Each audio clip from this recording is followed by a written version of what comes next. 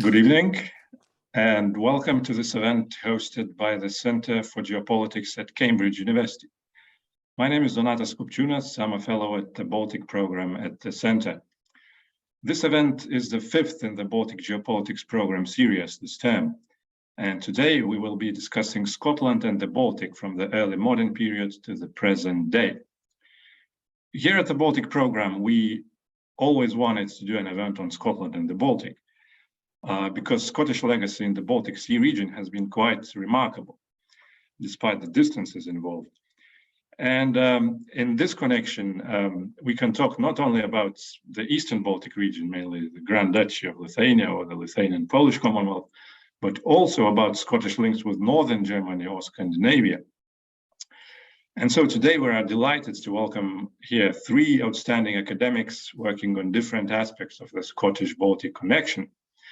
But before I introduce our three excellent speakers, I have a little bit of online housekeeping to get through. So we will have three presentations in a row, followed by a Q&A session. Each presentation will last no longer than 15 minutes, preferably 10. And as always, my colleague, Dr. John Freeman, who you cannot see here, but who is somewhere in the background, he will be brutally enforcing these limits by reminding the speakers on Zoom chat if necessary. You, the audience, are part of the event as well. If you have any questions that you would like to put to our speakers, you can use the Q&A chat function at the bottom of your screen. Just please give your name and institution when sending in a question, and also make sure that you mention to whom it's addressed. You can submit your questions at any point throughout the event, and I'll do my best to get through as many as possible. The event is being recorded and will be available online on the center's website and on its YouTube channel in the coming days. And so let me introduce to you our first speaker, who is joining us from Scotland. Professor David Worthington is head of the Center for History at the University of the Highlands and Islands, specializing in the history of Scottish and wider British and Irish connections with Central Europe in the 16th and 17th centuries.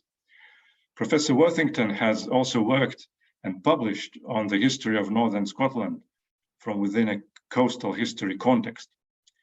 His current work focuses on Scotland's North Sea and Baltic route to empire, or the inter-imperial engagement and entanglements in the 17th century that would lead Scots across the oceans in increasing numbers. Professor Worthington received his PhD from the Department of History, University of Aberdeen in 2000, and he held posts at the National University of Ireland, University of Aberdeen, and he was also a visiting professor at Polish universities of Kielce and Wrocław. In 2020, he was awarded a professorship at the UHI. Today, Professor Worthington is going to speak about the Scottish community in Poland-Lithuania in history and memory. Professor Worthington. Thank you, Donatas, and thank you to John. I hope everybody can hear me fine. Wartime Polish journalist Ksawery Pruszynski wrote a book in 1941 called Polish Invasion, and it's about his time in Scotland. Following the fall of France in 1940, Polish forces arrived here in what would be tens of thousands. As some of the soldiers found out or knew already, the two places were not so unconnected. In chapter 12 of the book, entitled Scotsmen in Poland, Pruszynski describes the actions of a Polish commander requesting one of his soldiers give a history lesson to a body of his compatriots in their New Caledonian base. The Polish soldiers unexpectedly had a bit of time on their hands. The soldier's lecture began as follows. You may find it hard to believe, but there was once a time when there were as many Scots in Poland as there are now Poles in Scotland. His major replied with one word, impossible. The soldier then covered that impossible migration. Indeed, as Neil Asherson has regaled wonderfully elsewhere, at the end of the book, Pruszynski imagines Poles welcoming their former Scottish hosts through the Baltic into the Bay of Gdańsk in the aftermath of an emphatic victory over the Nazis for both to take part in a massive civic celebration. Well, the location is pertinent for the purposes of tonight's presentations as well, the Bay of Gdansk would have been the first site, was the first site many Scottish migrants to the southeastern Baltic in the late 16th and 17th centuries would have seen. They were a body of several thousand, we could dispute the numbers, who spread out across the Commonwealth of Poland-Lithuania from there. And our knowledge and memory of the two migrations, Scots to early modern Poland and Poles to modern Scotland, is intertwined. And I would argue it's a vital case study in understanding Scotland's Europeanness, its links across the North Sea and into the Baltic. And it's a topic I'm proud to say we have taught a core undergraduate module on at UHI for over a decade. That module is called Scotland, the North Sea and the Baltic. If we think about the Scots abroad, one of the key conclusions of most recent scholarly works is that globally, since the 18th century, the presentation or representation of that, in other words, the memory of it, has been increasingly Highland rather than Lowland in nature. A big area for debate in Scottish diaspora history. But this does not account for a cultural or collective memory of Scottish migration across the North Sea and into the Baltic, in my view, which, at least in the successor states to Poland-Lithuania, has actually been rather different in nature and emphasized the strongly mercantile elements of the diaspora's representatives in this Near East. The assumption has been that the Scots who went to Poland-Lithuania were largely from the lowlands, not always correctly made assumption. So Poland-Lithuania, arguably the largest state in early modern Europe, was carved out of existence in the late 1700s. We thus need to engage with subsequent Southern Baltic and Central European historiography and memories of the Scots there, as well as contemporary records. That's far too big a topic for me or any of us today, I think. But it's important to recognize its German features. We can see a very strong German cultural memory of Scots in the region, and this is something that will probably interconnect with what Dr. Zuckerman's going to say. In entries in 18th century German encyclopediae, mentions in literature which drew on existing Scottish mercantile stereotypes and caricatures that had their origins in that migration. And for example, scholars have studied the evolution of Schottenwitze, Scottish jokes over the same period, and connected this not just with travellers and reading, but more directly with the former Scottish ethnic community itself. One area that I find fascinating is that of German-speaking civic dynasties in the southern Baltic ports, who had an interest in the topic themselves. So you have families by the name of Ramsay in Elbing or Elbląg, and we have a family called the Crichtons from Crichton in Scotland, in Königsberg or Kaliningrad, as we know it today. And these families actually wrote family histories. So there's a fascinating topic to research in that. And they arrived initially, the name had taken its place in southeastern Baltic history in the period of the Polish-Lithuanian Commonwealth. What about Polish historians and Polish historiography? Well, it's today well developed in this field. There's a good understanding now of the Scottish presence in Poland-Lithuania. And I would just point to two current historians to simplify this, and they're Peter Paul Beyer and Waldemar Kowalski. And both have written recent monographs on this topic that really give us a great deal more depth and importance to the topic. But there are still gaps. There's a lot of potential in using wills and testaments as a source for understanding this community, and they do survive in cities like Gdansk.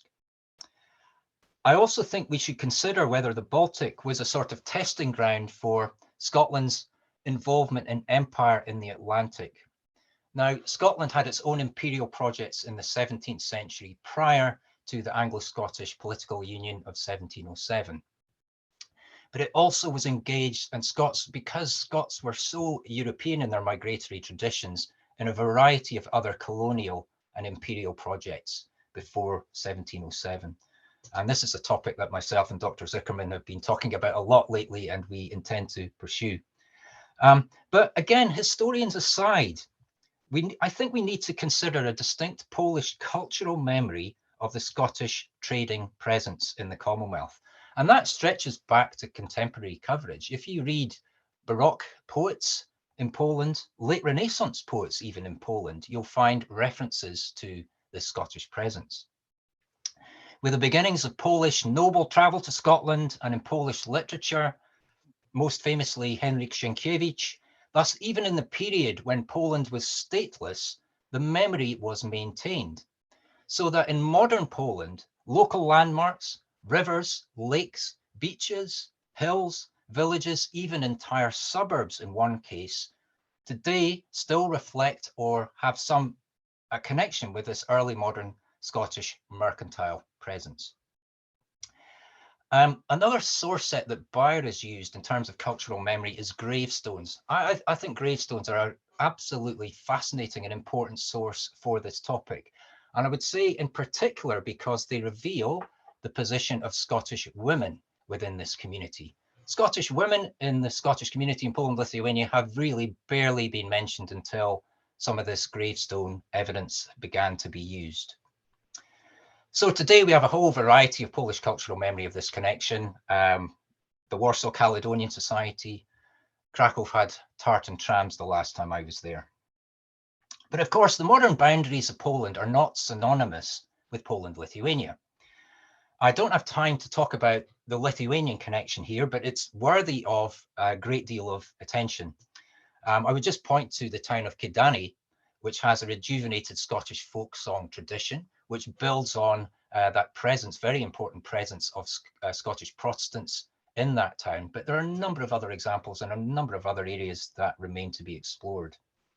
And it's important to point out that parts of modern Ukraine were in the Polish-Lithuanian Commonwealth. The city of Lviv was a location for Scottish migration, for example.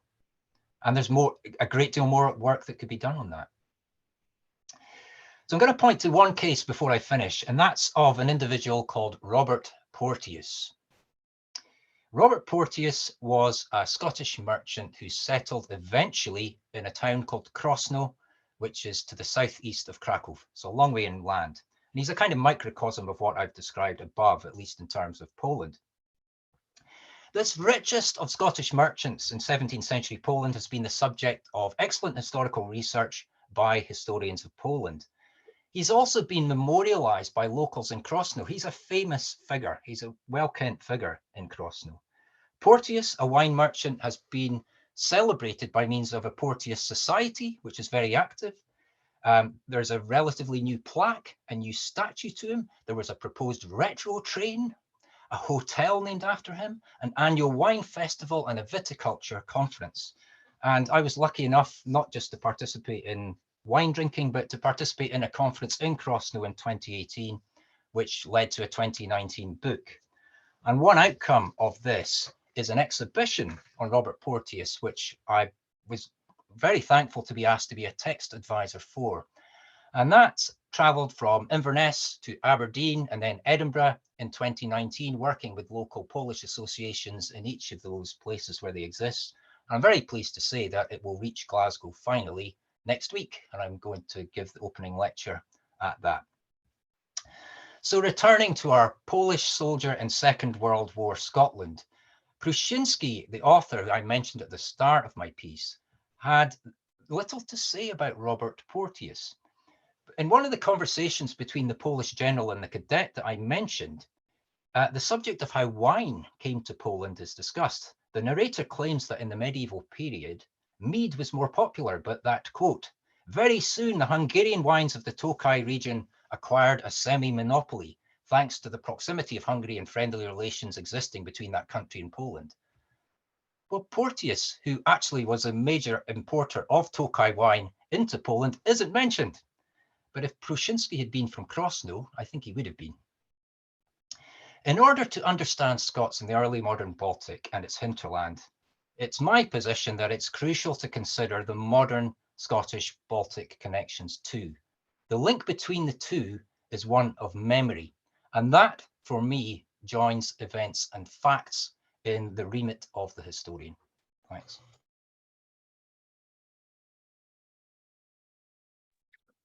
Thank you very much, Professor Worthington. That was really fascinating.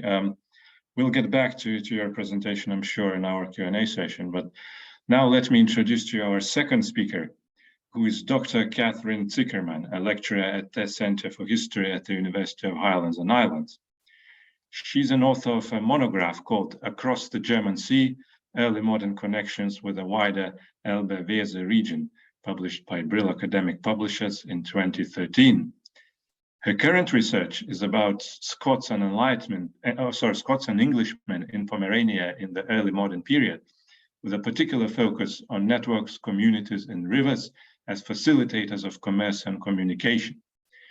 We also know that Dr. Zickerman is currently writing a monograph with the title Complex Identities and Cultural Integration, Alexander Erskine, 1598-1656, and Swedish Service.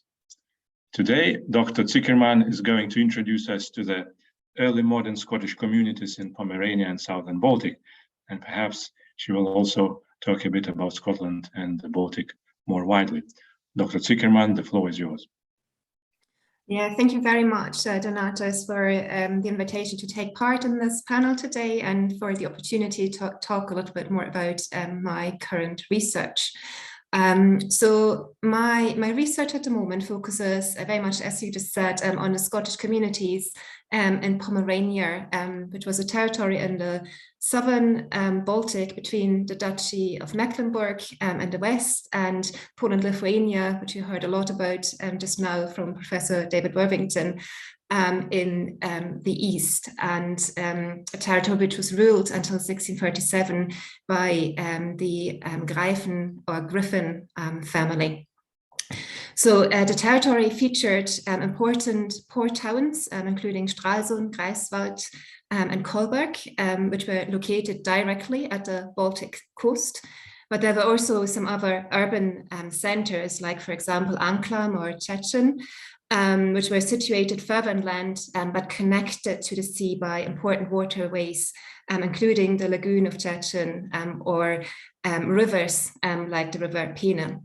And then there were also other waterways and rivers, like, for example, the River Oder, which connected these places which were situated further inland with other places in the Holy Roman Empire and facilitated commerce and communication southwards. Over the last 2 decades or so, the Scottish diaspora in Northern Europe has received quite a lot of scholarly attention with historians like Professor David Worthington, Professor Steve Murdoch, Alexa Grosjean, Esther Myers, to name just a few, focusing on Scottish engagement with communities in Poland-Lithuania, in Sweden, in Denmark, Norway, but also in the Dutch Republic. But Pomerania is one of those territories where we know very little about, when we talk about early modern connections to Scotland. And I would argue that this territory is particularly relevant if we want to understand Scottish engagement with the Baltic in this time period. So there is some preliminary research on Scottish engagement with Pomerania, which was mainly conducted by local historians in the 1930s, so during a very dark time in Germany, and also in the 1960s. And they have demonstrated that there were some sizable Scottish communities in places like Stralsund and Greifswald, and also in Anklam.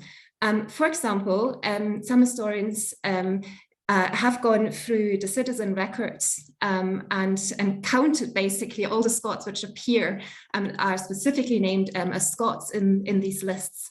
And for example, in the year 1566, I'm just picking this out as a sample year, they have found out that around 11% of the new citizens in Greifswald were actually of Scottish origin. So this is quite a high number. And it is a sign of a much more sizable community, because these Scots who purchased citizen rights would have brought their families and their servants to these places and would have formed a much larger community. And we also know that the Scots in these places revolved around certain social anchors, which allow us to talk about a Scottish identity and distinct communities in these places. So, for example, we know that Scottish families often shared certain houses or booths in these towns, and that the streets where they were living were often called Schottengassen, so Scottish streets. They were named after these communities, and that shows us also that they were actually perceived by the local authorities as distinct groups in these ports and communities further inland. And the church registers also tell us that the Scots often married amongst each other. There were also some negative sentiments against the Scots. So, for example, they were in Greifswald, where they were expressly forbidden from joining the guild or the company of smaller traders, the Kremer company. And this was why around 1590, the Scottish smaller traders, but also larger merchants, founded their own Scottish company in Greifswald with the main aim to support churches and local poor people, and, to quote from the Constitution, to maintain connections amongst those of Scottish blood and origin. And the company was led by some of the most successful Scottish merchants in Greifswald, but also coming in from Stralsund, who became their elders and just administered this company. So, but it's also not surprising that, despite the fact that we have these local identities and distinct Scottish communities, that there was also a level of integration into the host communities. And some of the Scottish merchants took on important roles in the local secular and ecclesiastical administration. I just give you just one example. We know of a Scottish merchant called Wilhelm Boudewijn, or Baldwin, I suppose, who became a member of the 100-man college, 100-Männer Collegium in Stralsund, which was an institution which represented the interests of the city's guilds and merchants, and not just of the Scottish ones, but of the whole mercantile community in that port. And just one more example is the theologian Alexander Dume, who arrived in Greifswald from Edinburgh in the mid-16th century, and he was elected to become a minister of the Lutheran St. Jacobi Church in Greifswald. So all these findings are not particularly surprising or unusual, and we can, to a certain extent, compare the Scottish communities in Pomerania with other Scottish communities we find elsewhere in the Baltic, or perhaps in the Dutch Republic. However, I believe that these preliminary findings deserve much more scrutiny, and that Pomerania is of particular importance when we are evaluating Scottish engagement with the early modern Baltic. So first of all, I believe that the rivers and waterways in this particular territory were important highways, and that is very important that we get a clearer understanding of Scottish migration along these routes, further inland, crossing the Pomeranian border into other territories further inland, in a very transnational fashion. I know transnational is a slightly problematic early modern expression, but what I mean is really that Scottish migration was very rarely halted at political borders. Scots were often, or almost always, crossing political borders, and that is something which I've tried to demonstrate with my former project, which evaluated Scottish migration to the early modern Elbe-Weser region, where the Scots moved from community to community along these waterways. And I think that we will find a similar pattern in Pomerania. Secondly, there's this distinct Swedish connection in Pomerania, and I think that is very important. So during the 30 Years' War, Swedish troops marched into and occupied Pomerania. And this was a development which coincided with the extinction of the Griffin family in 1637. And from then onwards, Pomerania became effectively Swedish, and the territory was given to the Swedish crown in 1648 within the stipulations of the peace treaty of Osnabrück.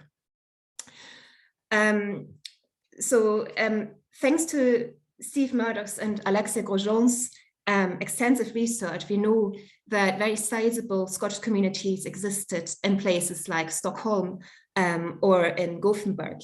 And the question for me is really, during the Swedish time, do these communities in Sweden forge stronger links with their counterparts in Pomerania? Do we see more exchanges, mercantile exchanges, but maybe also cultural exchanges between these communities after 1637? And if we continue with the Swedish thread here, we also know that Scots fulfilled very significant roles in the Swedish military and in the Swedish administration of occupied territories. So I would like to investigate which links existed between the Scottish mercantile communities and the Scots who arrived in other military or administrative capacities. And I have a very good example here from a Scot, well, the question is if he is really a Scot, but a man called Alexander Erskine, who was actually born into the Greifswald community as a second-generation Scot. And he then studied at Northern Lutheran universities and achieved a very remarkable career in Swedish service, which was not least visible in the fact that he was actually one of the signatories of the peace treaty of Westphalia on behalf of Sweden. And the question here really is for me, so what was he, you know, what did he identify as? Was he a Scot? Was he a German? Was he, whatever that means at the time? Was he a Pomeranian? Was he Greifswald, or was he even a Swede? Or a combination of all these different identities? And I have only two more short points to make here, and I think I'm coming to my end of my time, but just very briefly, I just wanted to say that I think it's also really important that when we look at these Pomeranian communities, that we're not only evaluating them in relation to the other Scottish communities in Sweden or in Scandinavia, but also to other communities elsewhere. So what were the links between the Greifswald and the Stralsund and the Anklam Scots to other Scots living in the Dutch Republic or in Poland-Lithuania? Or indeed, what was their connection to the homeland?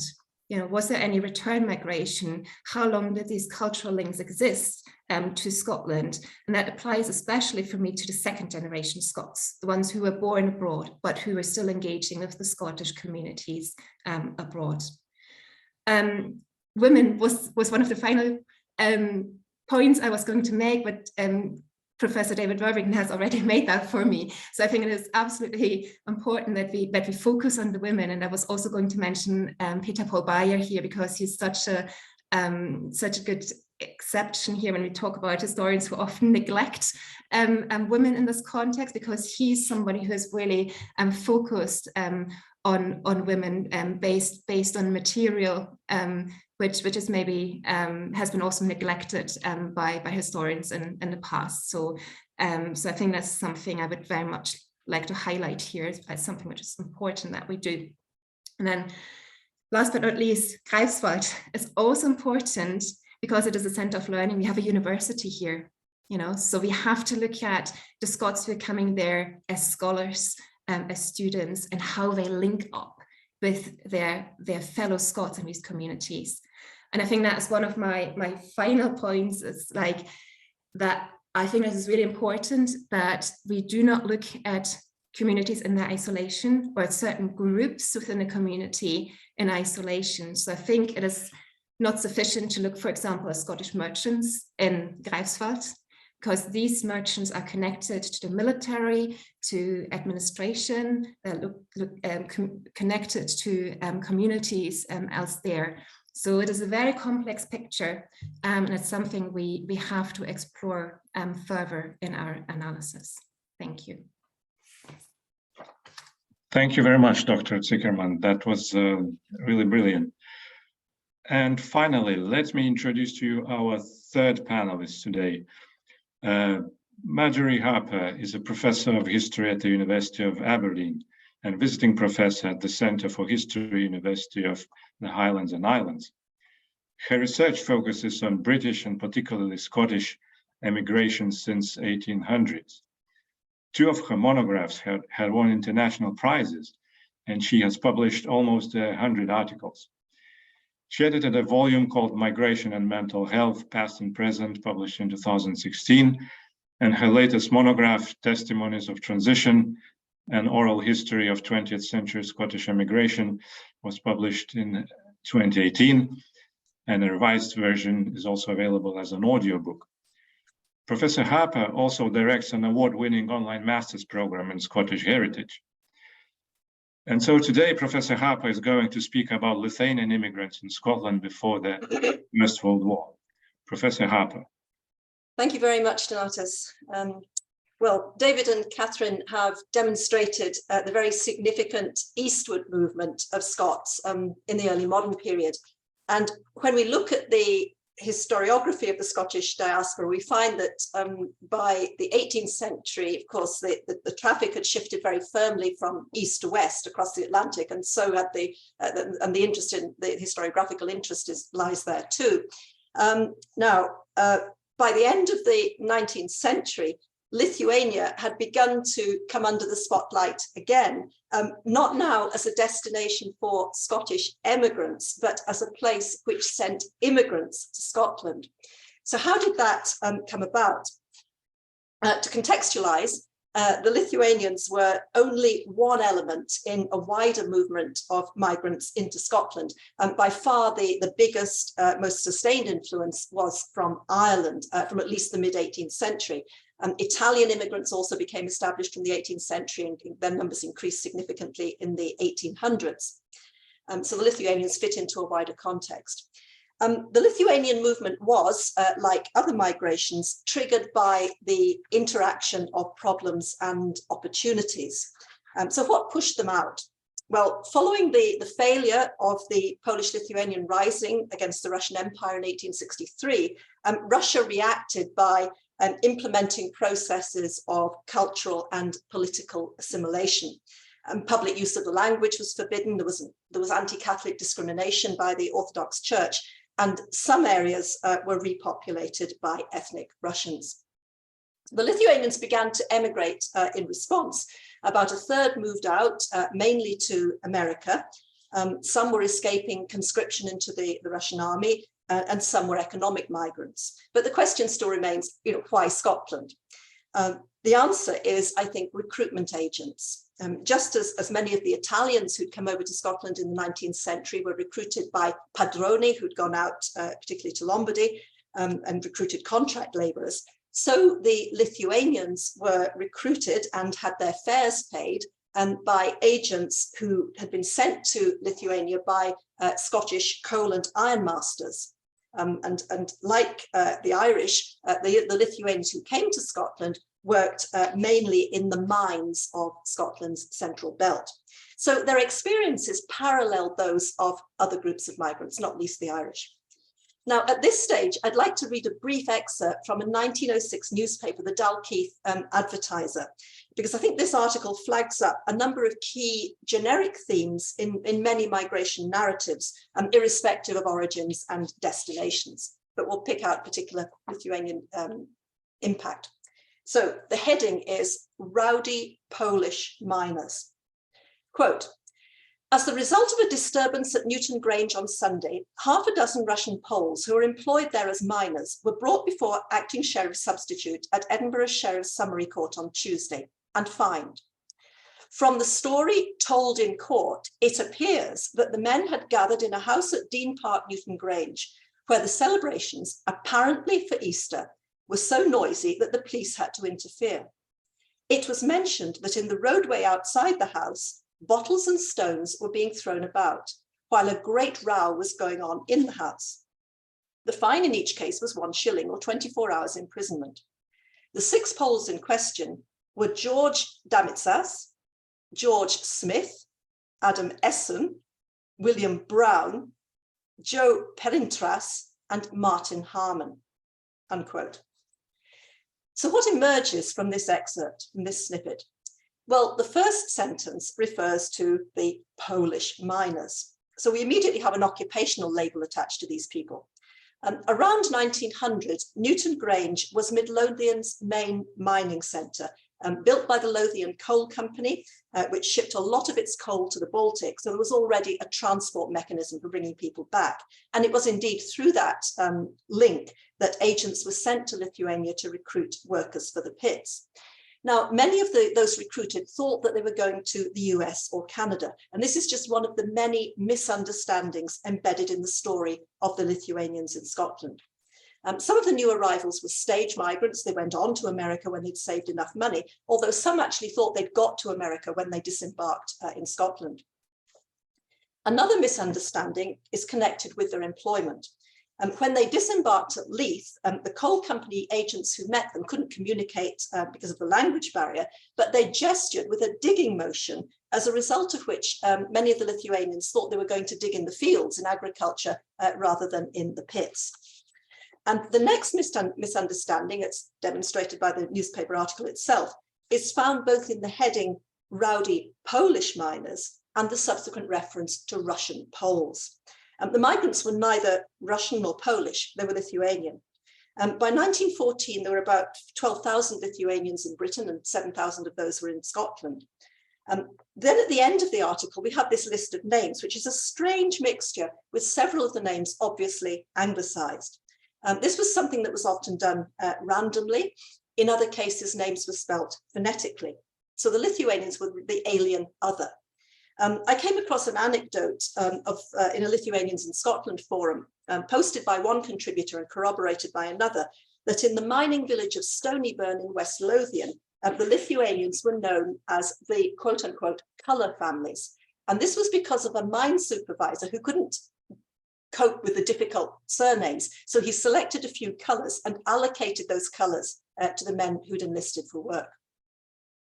So the attitude of the host community was one of misunderstanding, but not just misunderstanding, it was also one of hostility, because the headline of that article refers to rowdy Polish miners, and rowdiness was linked with ethnicity, albeit misplaced ethnicity. They were further alienated because of their religion. Scotland's dominant Presbyterian culture and identity made it very difficult for immigrants with a different faith to integrate and assimilate. Most of them were Catholics, and they experienced the same discrimination as the Irish in Scotland, but with the extra stigma that they were non-English speaking foreigners. Now, other difficulties that they faced don't really come out in that extract, but they included things like squalid accommodation with multiple families per house, the hostility of trade unions, which blamed them for strike breaking, undercutting wages and causing accidents because they couldn't understand instructions, and the unfair practice of employers who paid the non-English speakers less. Politicians of different colours were hostile. John Wilson, a unionist, said in 1900, he didn't believe, quote, it proper that this country should be the dumping ground for all the paupers of Europe, unquote. And Keir Hardie, as leader of the Ayrshire miners, led a campaign against the Lithuanians when the Glasgow Trades Council branded them as, quote unquote, evil and demanded immigration controls to keep them out. And then what about impact? Well, perhaps the main impact of the Lithuanian migration was that it didn't really leave one, because this group was barely remembered. They usually kept to their own traditions, they socialized among themselves, and they relied on their own social infrastructure for support. They tended to settle together, they rarely intermarried, at least initially, and they tended not to learn English. Not all encounters between the Scots and the Lithuanians were indeed hostile, but inevitably harmonious encounters didn't make news. Bad news makes news. They seem to have been tolerated rather than welcomed, and the migration really, this initial migration, didn't persist long enough for a significant community to become embedded in Scottish society. And some did move on to America after a year or two. During and after the war, the community was decimated. When Britain signed the Anglo-Russian Military Convention in 1917, all Lithuanian males in Britain aged between 18 and 41 were offered the choice of joining the British Army or going back to Russia to join the Russian Army. Advice was divided according to who you spoke to, and among the 1,800 Lithuanians called up in Scotland, the majority went back to Russia, and fewer than 350 are known to have returned to Scotland. And many men who joined the Russian army were stranded over there after the revolution, and the issue was complicated further by the British government's refusal not to provide either for the transport of dependents or for their maintenance in Britain, which meant, of course, that hundreds of dependent families in Scotland faced eviction from company housing and the withdrawal of poor relief after the war. So they were in dire straits, and many had no option but to return to Lithuania.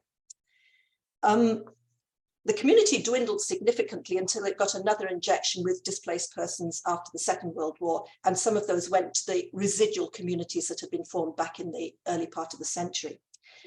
I'm glossing over that, but in closing, what I want to do is move the story forward briefly, more than 8 decades, to the significant influx of Lithuanians into Scotland since the beginning of the 21st century.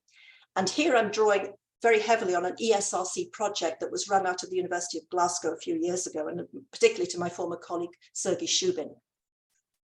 The project has to do, inter alia, with perceptions among Central and Eastern European migrants in urban and rural Scotland of their prospects for long-term settlement here. It involved ethnographic fieldwork, including interviews.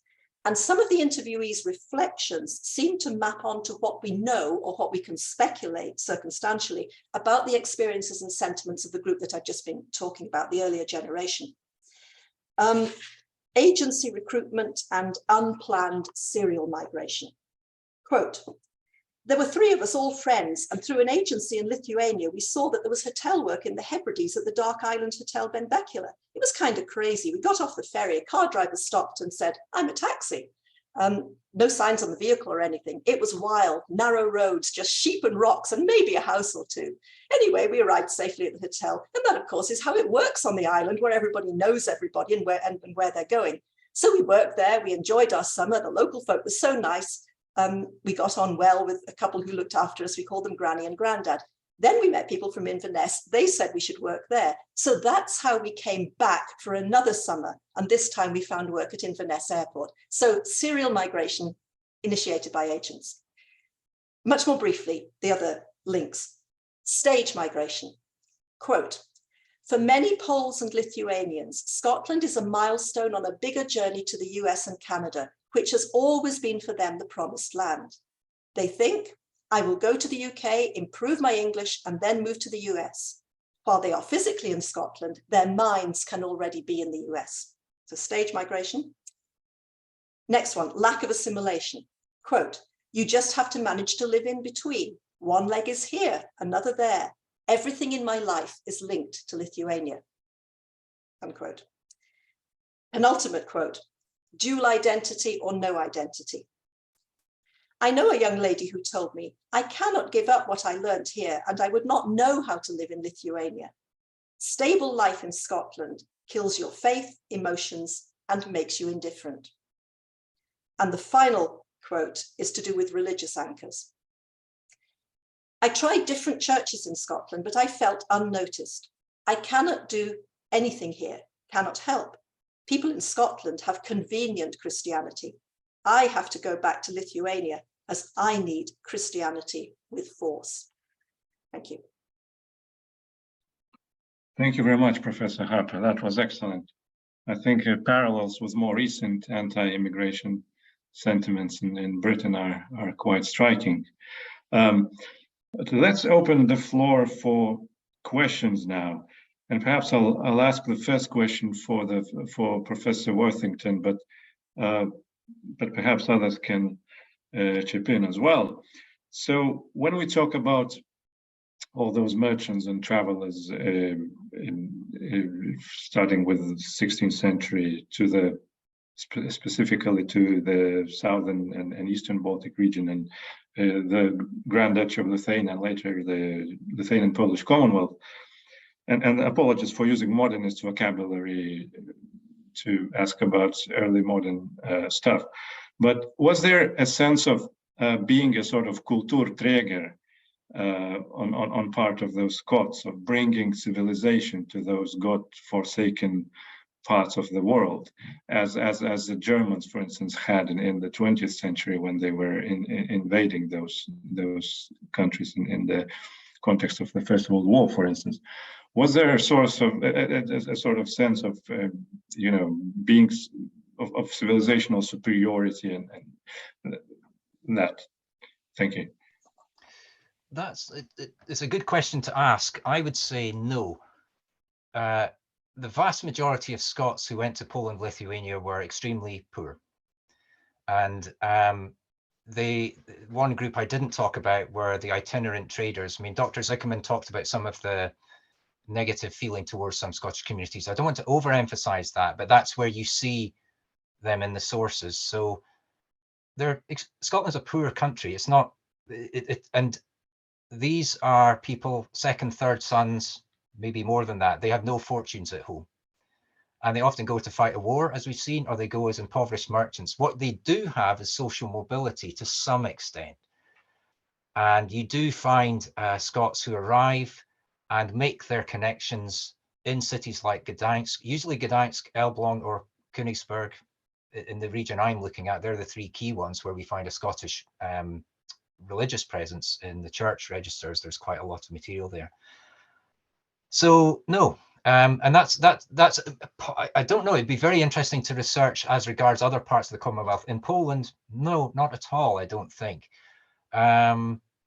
But that would require the approach that Dr. Zickerman's been talking about if we want to answer that properly, because amongst the scholars, there might have been some emphasis on this, but I don't see it. So I think we could overemphasize their wealth. There are prominent examples like Robert Porteous, but he is the exception and not the rule. Did they comment on the Lithuanian Polish constitution and of its defects, for instance, like British travelers were doing at the time, liberum veto, that kind of thing? It was very sort of archaic and unique, and there are one or two accounts of that from Scottish travellers, but I would separate Scottish travellers from the Scottish community. So the most famous account is that of William Lithgow. So he's a Scot who travels. He actually arrives not via the Baltic, but comes from the south. He's come via the Adriatic. Extraordinary character, a very unusual figure. He doesn't say so much about the constitution, but there are one or two examples of Scottish writers who write about the Polish-Lithuanian political structure. But this is something that, again, I would just say this scholarly material remains to be explored because it's in Neo-Latin. And there are sources relating to this. There's an historian in Poland called Anna Biegańska, and she's written a really good article called The Learned Scots in Poland. It was published in the early 90s, and this has not been followed up since then. So I think that's an interesting area to explore, the extent to which they did that. No, that's a fascinating point. I think Robert Frost has done some research on this, but he hasn't found a huge amount of comparison. And it maybe comes up again in the negotiations around the 1707 union between England and Scotland, some of the comparisons or contrasts between that and the Polish-Lithuanian. Because, you have the coming together of the monarchy, which predates a political union. And the same happens in the Stuart state when James VI inherits the throne of England in 1603. And 104 years later, we have the political union between Scotland and England. But between those times, it's a multiple monarchy that Scotland's in, and it's not clear in 1603 that Scotland is going to have that greater political union with England. It's a dynastic union. So Scotland's political fortunes are quite complex in that period. So it's quite difficult to make the comparisons. It's perhaps only in hindsight that people might have seen those. And actually in the 19th century, now I think about it, you do get some writers, Polish patriots or nationalists who do make this comparison and try to actually build this sense of a common cause between Scots and Poles, which doesn't quite work. Interesting. Let me transmit to you a question that my colleague John Freeman just asked. To what extent do you think Scottish connections represent unique diaspora relationships or migration patterns? Is it indicative to how other diaspora communities worked in the early modern period? So I guess this is a question for all of you, perhaps more for early modernists, but everyone can chip in. So this comparative aspect. Sorry, I'm not quite sure if I understand the question. Is that like how do Scottish communities compare to other foreign communities, or? To what extent Scottish connections represent unique diaspora relationships or migration patterns? So I guess it's putting this in the context of other patterns. Yeah. So if I can jump in here, so I think this is a gap in research. I think this is something which has to come much more to the forefront, that we compare the Scottish communities to other foreign communities. That has not been done yet, in my opinion.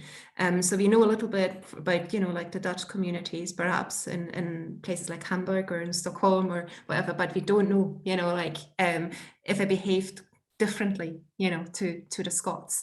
And I think this is something we absolutely have to explore, and also this mixing between the Scottish communities with other foreign communities and their relations to them. So I know that, for example, in Lüneburg, but also in other places in Northern Europe, the Scots forged really close links with Huguenot communities.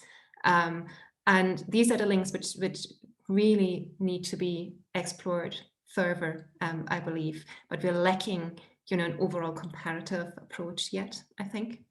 I'm not sure if Professor Worthington wants to come in there. I wanted to just make a point that I don't know about in Katrin's case, but in Poland-Lithuania, the majority of Scots who went there arrived after the Scottish Reformation, and they were mostly Calvinists. But unlike in the Dutch Republic, they didn't go to their own churches. That was the case in the Dutch Republic, where Calvinists could practice. You could practice as a Calvinist in Poland-Lithuania, but Scots went to existing Calvinist churches, so they were part of transnational Protestant communities, and that leads to intermarriage, and that is one route where that could be studied with existing ethnic minorities. Katrin mentioned Huguenot, but also German. Some interesting comparisons outside the Protestant religious sphere with Armenian communities in Poland-Lithuania, Italian communities, and of course the Jewish community, because the most common comparison that's made for Scots in Poland-Lithuania is with the Jewish community. Interesting. Yeah. Yes. But just on the back of that, very briefly, so in Pomerania, the Scots worship in the Lutheran churches. So there are no Calvinist churches. They just adapt and they go to the Lutheran church, and then obviously come into contact there with the host community, but also with other foreign communities. And in Stockholm, we can mainly find their names in the German church. So so there's another link there to another foreign community, which is perhaps not too surprising. Let me ask one question for Professor Harper. Is there anything left in Scottish historical memory from this influx of Lithuanians into Scotland in the second part of the 19th century?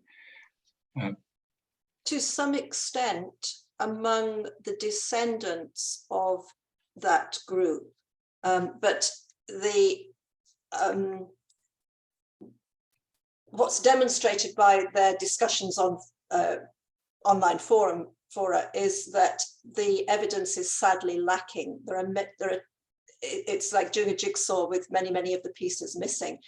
In terms of documentation, there are some fragmentary records of Lithuanian language newspapers published in places like Bell's Hill in Lanarkshire, where there was a significant number of Lithuanians, but and evidence of their presence can be traced through the census and through valuation rolls. But other sources, such as the alien registration records, are destroyed because they were destroyed 100 years after the birth of the person who was being registered. So there is fragmentary memory. That's why I brought in those quotes at the end from the very recent Lithuanian immigration, because we can't all the people from the end of the 19th century, their sentiments went unrecorded. We have to speculate from the few sources that remain as to what they experienced and what they felt. But I think some of those quotes from later map on quite well to some of the circumstantial evidence in, well, I can only look at the English language newspapers, of course, but so I think the short answer is no, really. I know that there is a Scottish Lithuanian society, which is quite an old one, right? It's probably from the interwar, or is it even earlier than that? It's from the interwar era, but it died away and then came back into existence, or revived with the more recent influx. So it's waxed and waned. It's in Moss End, I think, on the outskirts of Glasgow. I just have questions pouring in at this very moment, so I guess I'll have to be picky. Neil Taylor, a writer on Estonia and the Baltic countries, is asking, it is surprising that Scots did not continue their merchant activity in the 19th century along the Baltic, even though the area was stable, apart from a couple of years of Crimean War. The ports in the German Empire and those in the Russian Empire all developed through the 19th century, and Yorkshire provided a mayor for Riga at the end of the 19th century. The name was George Armstead. But it seems strange that Scotland lost interest during the 19th century. Would you comment on that? I could say a few things. Yeah, I totally agree. I think it's fascinating. In terms of Poland, there are one or two migrations in the 19th century. There's a book by Mona MacLeod which focuses on Scottish agricultural and industrial entrepreneurs and engineers in Poland, and it's really interesting to try and see whether they were aware of the earlier migration, because so much had happened in Poland. It had moved, and the partition of the Commonwealth meant it was very, very complex in terms of retaining that. But yeah, it's very interesting. And some Polish nationalists, as I mentioned, in the 19th century, try to build on this a bit. And in Scotland, there are people that identify with this to some extent in the 19th century. There's a man called Guthrie in Poland, descended from a Guthrie, and he makes a big play on this and asks for support from bodies in London to assist him with this.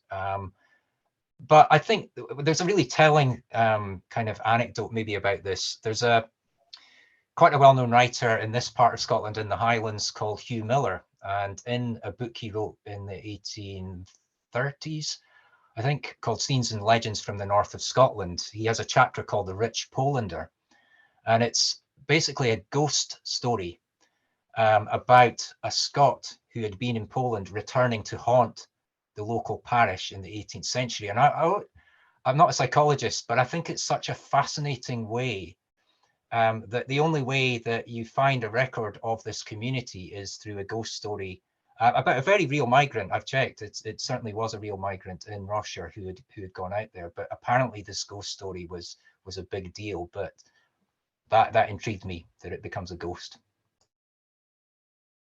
Yes. I think another element to the answer is, of course, competition from elsewhere, and the fact that a lot of the publicity by the 19th century was all about empire or the United States, and that had a cumulative influence, I think, and just it was a snowball that gathered more snow as it went along. Thank you. My other colleague, Eamon O'Keefe, is asking, how did Scottish immigration to and connections with the Baltic change following the 1707 Acts of Union? Any thoughts on that? Catherine, do you want to take that, or will I? Go ahead, I might chip in. Yeah, well, there's an interesting element to this in Gdansk. There's a historian called Almut Hillebrand who's written about the British community in 18th century Gdansk. And some of these are descendants of the Scottish settlers there, a man called Cabroon, various others.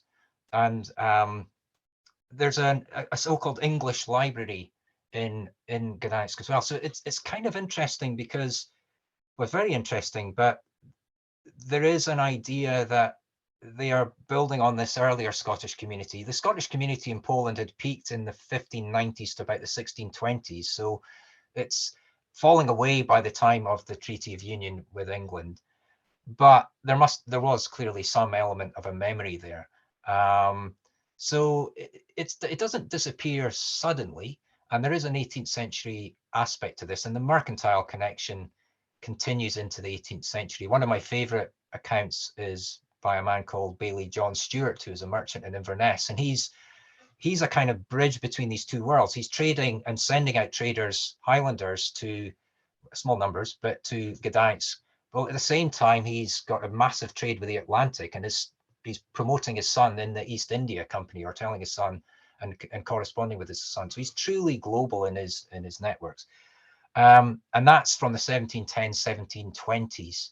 So it doesn't end suddenly, but as Marjorie says, the opportunities from the British Empire, we could debate that for a long time, but I guess, Marjorie, it's reasonable to say that by the 1740s and 50s, it's fairly clear that Scotland is benefiting economically at that time from the British Empire. It's not so clear immediately after 1707. So it's probably not that dramatic, but I think there's this gradual process from the later 17th century into the 18th century where Scots begin to decide to go west rather than east. And of course, the obvious stepping stone is Ireland. And that is happening in Ulster with the plantation of Ulster from the 1610s. But there are sources in the 1680s. I've read one relating to Barbados. I think it's Barbados. And they're talking about trying to persuade Scots to stop going to Poland and to come over there. But yeah, so it's a long transition, I would say.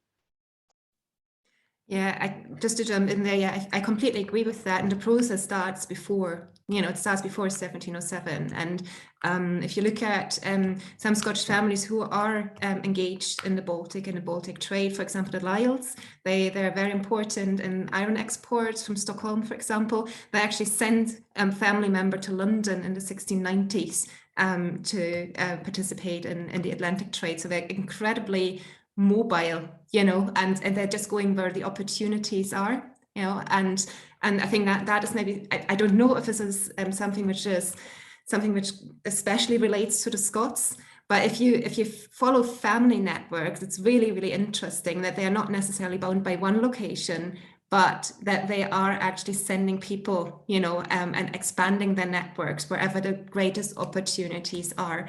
And that does not necessarily start in 1707. It happens before, and the Scots are trying and are quite successful participating in these emerging empires. And it's not just the British Empire, the English Empire, it's also the Swedish Empire, as David said earlier on. So they're incredibly mobile, and they adapt, to the circumstances in a particular place. And I think that is really, really fascinating, especially if you follow these mercantile families over several generations. I would agree with all that completely, and that not least that it is a gradual transition. I mean, I'd had time in my paper, I think I'd had it in, but I'd cut it out, talking about the gradual shift of the spotlight from east to west, and initially to Ireland and then across the Atlantic.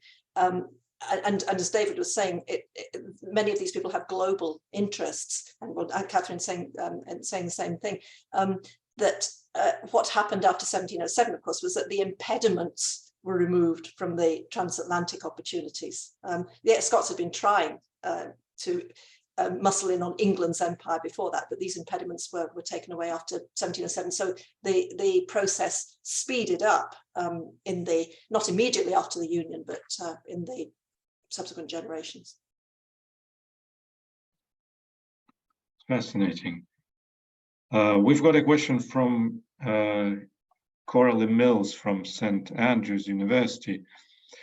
How important was the timber trade in creating and maintaining the Scottish communities in the Baltic? We find more and more evidence of imported Baltic timber in Scotland from the late medieval period to the mid-19th century. How much did the Scots communities in the Baltic undertake and influence this timber trade?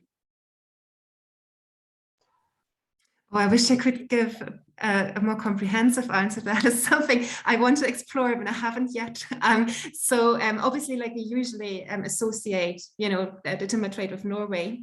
We speak in a Scottish context, but I think this is a great question, and I'm fairly certain that we will find, connections, of merchants dealing with this commodity in the Southern Baltic.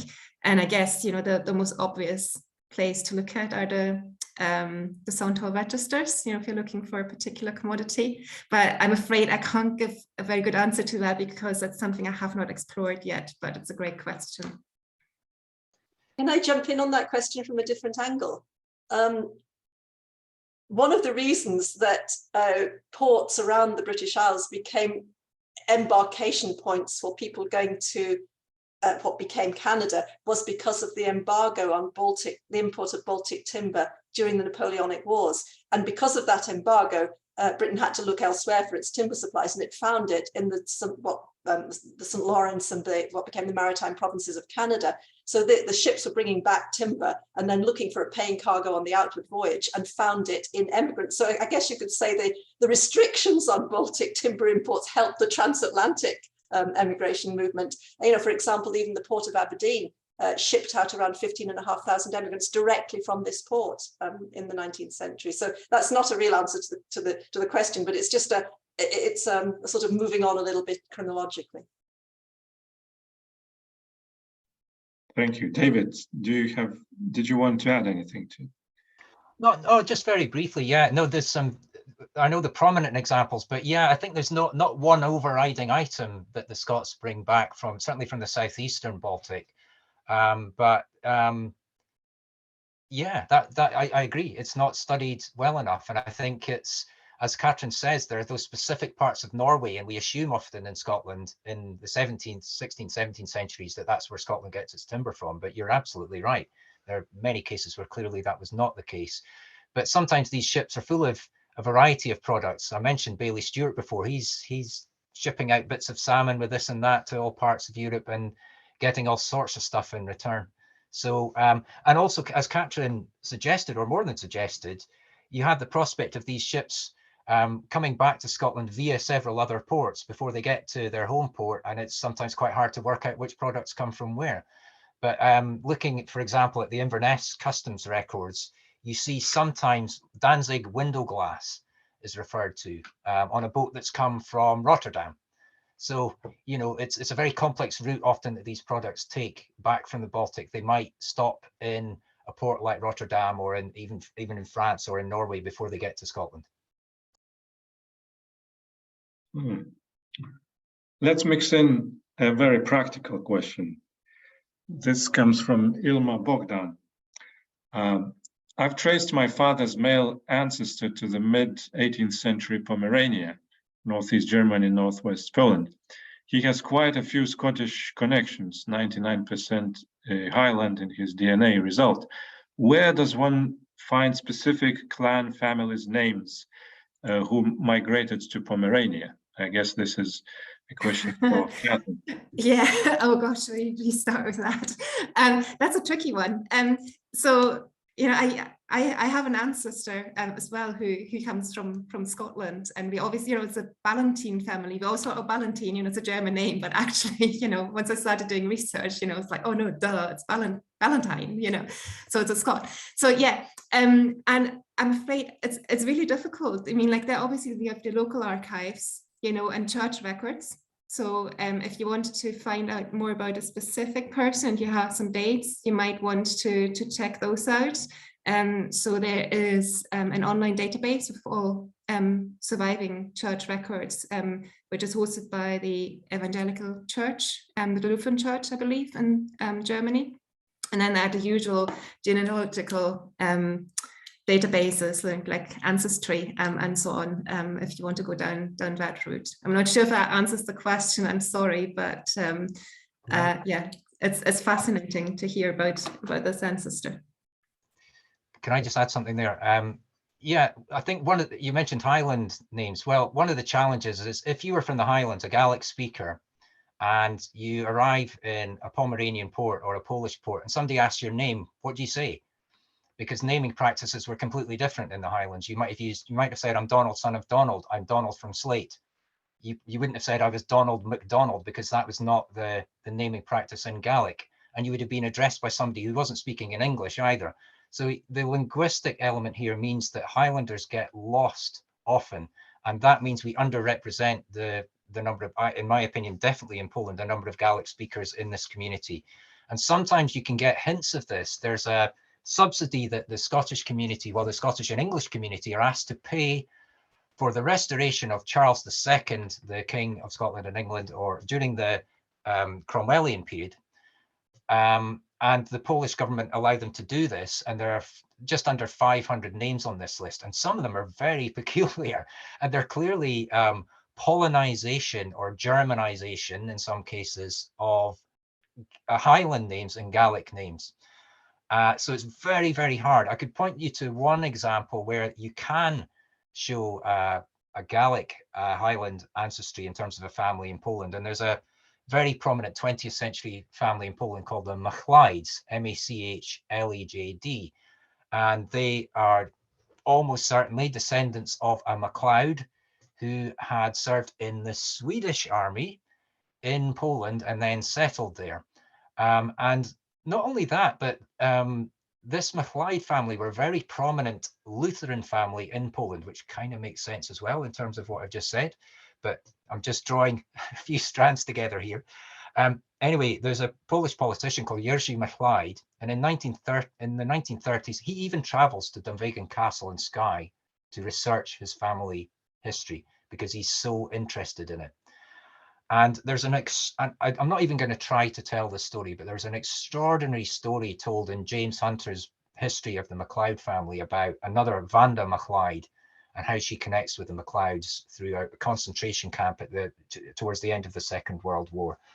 So the MacLeods are one example of this, but it's very hard to trace Gaelic-speaking Highland families in continental Europe because you get transliteration or transcription of names and it becomes completely mixed up and it's very hard to detect them. And it applies to lowland families as well. I think, like it's exactly the same. I mean, or not exactly the same. I think it's even harder, obviously, for Highland families. But you have all sorts of weird names coming up in the citizen lists, for example. But the citizen lists are quite helpful because this initial phase of Scottish migration, at least the Scots are listed as Scots, but it gets harder the longer these communities exist. And there's also this difficulty that not every Scot arrives from Scotland. And I think that's something we also have to take into account when we are working with these demographic registers. And sorry, this is diverting a bit from the original question here, but just when we talk about the practicalities of doing research, yes, the names are written very differently or spelled very differently. But it's also, the fact that, the locations where people arrive from are not always accurate, or very accurate, and that they might be a station, a step on the way, towards that location. And it's something we have to be very wary about. And in terms of Pomerania, I think all these older regional historians have always said, the Scottish community kind of peters out, like in the 1630s, 1640s, 1650s. And I'm really suspicious of that. So I'm thinking that there will be Scots who have arrived from Sweden during this period, for example, to replenish this community. And that's something we have to be very aware of, I think, when we conduct this research. I think it ties in maybe with what Marjorie has said about the steppe migration. I think that's what you said. It's how you called it. I think that's a really good term. So the Scots do not necessarily come straight from Scotland. Thank you. Another question from my colleague, Eamon O'Keefe. did the recurrent wars of the 18th century up to and including the Napoleonic Wars alter the connections between Scotland and Poland and the Baltic? Yes, they definitely did in the case of Poland because of the associated partitions, but the partitions were happening from the 1772 to 1795, 3 partitions. So the whole Commonwealth of Poland-Lithuania is divided between Prussia, Russia, and Austria over those decades. So there is no Polish state. And it's very, of course, there's still a Polish history, but you can understand the focus on memory and literature and other sources. It becomes a real challenge to record that because Poles are not represented through any national archive of Poles. So I'd say that's more significant in a way. The whole polity that the Scots had migrated to ceases to exist, and of course the wars make that even more complex. But I think that many of the records are lost. Some of them do survive remarkably, quite extraordinary materials. There's a Polish historian in the Second World War called Wacław Borowy, and he tried to write a monograph on the Scots in Poland in Warsaw during the Second World War. And he survived the Second World War, and he writes a report in 1950 saying all his manuscripts have been lost, which it doesn't surprise me given what had happened. So there are all sorts of events that militate against effective coverage of this research topic and the Scottish-Polish connection. But we've already talked about the allure of the British Empire. There is a whole host of factors why Scotland's connection with Poland isn't so powerful by the 19th century. The war element is another one, and I hadn't thought of that in particular. But yeah, by the early 19th century, it would be quite remarkable to be living in Poland and to be talking about your Scottish ancestry, because so much had changed in those 2 centuries between. Thank you. I can ask one more question. It's going to be biased towards the modern period, but perhaps this is for Professor Harper, but others might contribute as well. When we talk about Lithuanian immigrants in the second half of the 19th century, we know that this was the age of nationalisms in the Russian Empire, particularly in Lithuania. This was the time when Lithuanian nationalism was essentially born. So I was just wondering, was there a sense of sort of affiliation or like brotherhood of like 2 small nations living next to a big empire between Scots and Lithuanians in some sort of ideological affiliation, ideological nationalist affiliation? I don't think so, because I think there was rather a sense of competition because of economic issues. I mean, when the Irish came into Scotland, particularly the Catholic Irish, and for multiple reasons, they were regarded with fear and hostility, the main reason being economic competition, which was masquerading as religious hostility, although the religious hostility was there. And I think the same with the Lithuanians. I mean, they did not fit, as I think I was saying in my presentation, they did not sit comfortably in the dominant Presbyterian identity of Scotland, but equally they didn't sit comfortably with their co-religionists, the Irish, because of the economic competition and the race for jobs as David was saying, Scotland was a poor country in the period in which he specialises. It was a poor country in the later period as well. And so I don't think there was the kind of luxury almost of being able to debate philosophically about fellow feeling in terms of how you felt about the big brother, because I think they were too preoccupied with scraping a living. I mean, one of the anecdotes that I saw on the forum that I was looking at was about somebody who was talking about their grandfather having come to the coal fields of Lanarkshire and said, if I had the money, I would go straight back to Lithuania. So no sense of trying to forge an identity. It's fascinating. Thank you so much. I'm afraid this is all we have time for this evening. We managed to do almost all of the questions. Apologies for those whose question I did not take. Very many thanks and virtual applause to our three distinguished panelists. I think we've learned a great deal today about this fascinating connection between Scotland and the Baltic from all these different angles. Special thanks to our research assistant, Dr. John Freeman, for helping us to organize this event. Thank you, audience, for your excellent questions. If you enjoyed this discussion, please do follow us on social media and also check back on our website to stay updated with our work.